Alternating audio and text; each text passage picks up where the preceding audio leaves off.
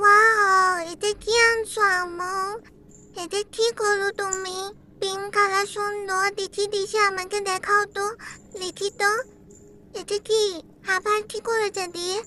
আল্লাহ, যে আমার গলা বড় কেন তুমি? দা খুলে দাও, খুলে দাও। এখন আমার কি হবে? না আম্মু আমার সাথে কি করতেছে তা না জানি। হ্যাঁ, এটা দিকে চুন করে বাজে। এটা আমি কি করব?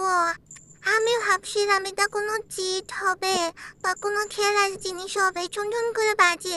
এটা দিশা আমার গলায় পরিয়ে দিছে। এখন আমি এটাকে গলায় পরিয়ে কি করব? এটা অনেক চুনচুন করে সাউন্ড করে।